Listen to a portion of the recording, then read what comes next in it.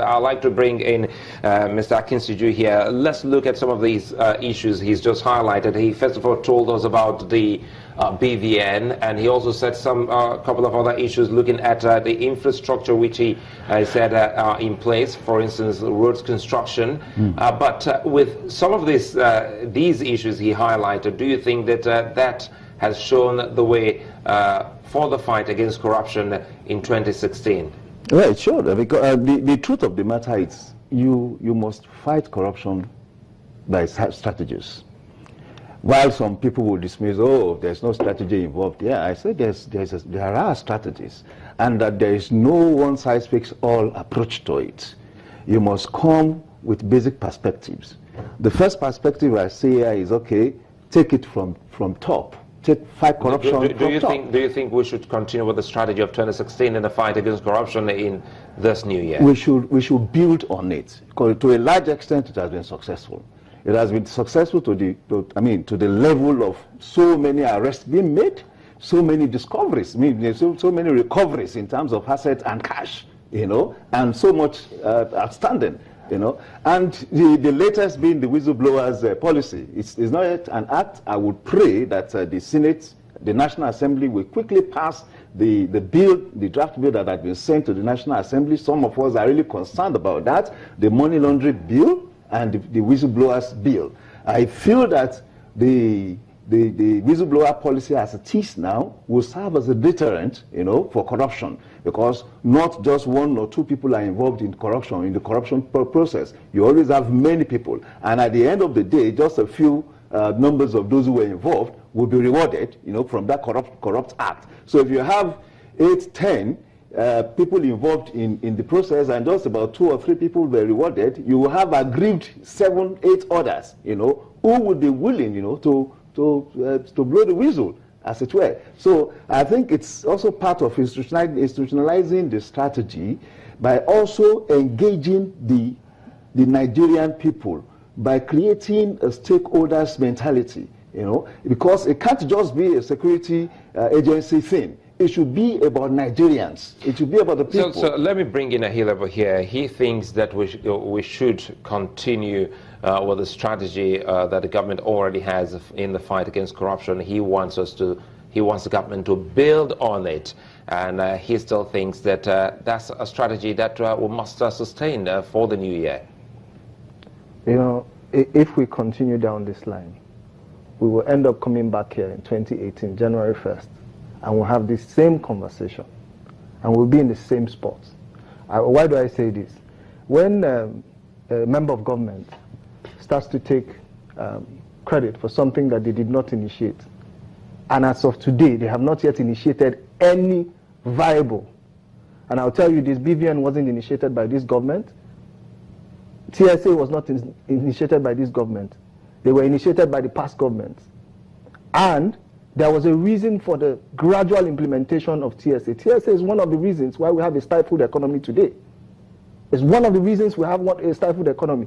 Now let's be very honest. They're initiating a whistleblowers policy. When there's a whistleblowers act or bill that is stuck in the National Assembly, that you would expect that a government that is serious about fighting corruption will look at all the things that we are being told by international community, the GIABA, the FATF. They have recommendations they've given Nigeria. Do you know that so much of those recommendations, about 49 of those articles, we have not met yet? There are things that we're talking about, the Process of Crime Agency bill that is still in the National Assembly, hasn't been passed.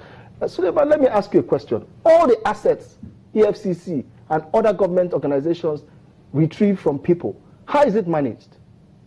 There's supposed to be an agency of government that manages these assets and do not allow them to dilapidate, so that by the time, if government has a good case in court, government reclaims this asset, it's of value.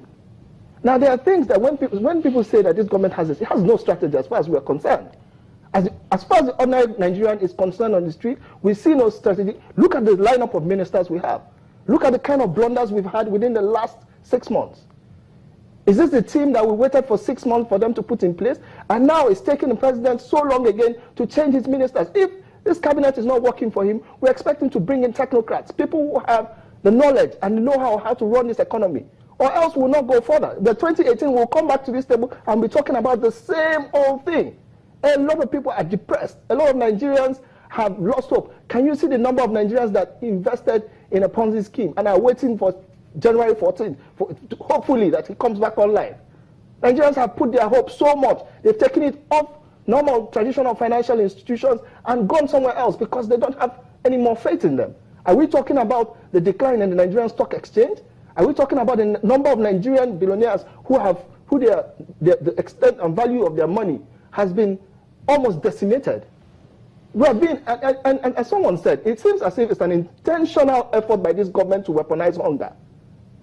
Let's bring in Mr. Okechukwu here, because some of the issues Ehilebo has just highlighted.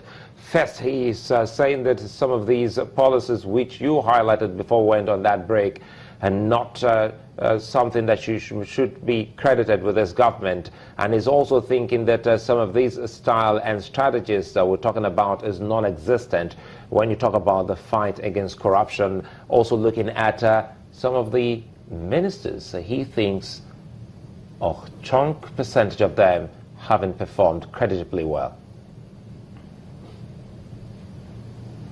I'm so impressed with Ehilebo.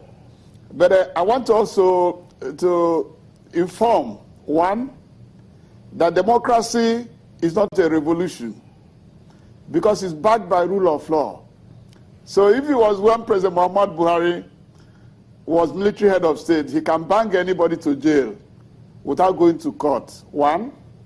Secondly, on the issue of the BV and the TSA, the IPPS, that yes, we're not saying we discovered the wheel. What we're saying is that President Muhammad Buhari and his government had shown political will. The will to implement the TSA to the advantage of the greatest number of Nigerians. The will to make sure that anybody that holds any account in any Nigerian bank has his biometrics, and that you cannot hold multiple bank accounts, and that you cannot manipulate money the way it used to be.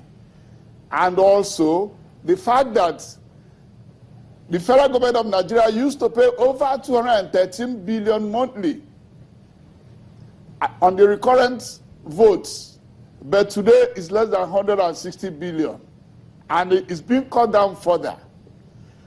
Yes, I agree with him and some others on the fact that the TSA had crippled certain businesses. Yes, what have they crippled? They are touching on those who made billions out of the so-called banks. Banks that their interest rates do not in any way leverage or enhance real sector development because of the high interest rates. Banks that make billions yearly, while they are growing, the 100%, the 99% of Nigerians are going poorer. I know. So I wanted to. Why is it that our real sector? Let me come in here so that we can actually get a whole lot to achieve within time. I want you to speak to some of the issues he raised concerning the president's men. Some of the ministers he thinks are not performing. For 2017, would you love if you were to be put in an advisor, stead? Would you be talking to the president talking him into rejigging his cabinet in the new year? No, why I do not want to talk about the ministers is that Ni had explained where we are. That the savings made when we had the unprecedented oil revenue, the savings were not there. Mr. President made about $2.07 billion in the excess crude account. While on May 6, 2010, the then President Jonathan made $17 billion. Are they the same? So when the savings that accrued during the bomber years were not there, and the mono product would depend on the crude oil price fell below $50 per barrel, I don't know where any Minister of Finance. Now the Minister of Finance said he's not doing well.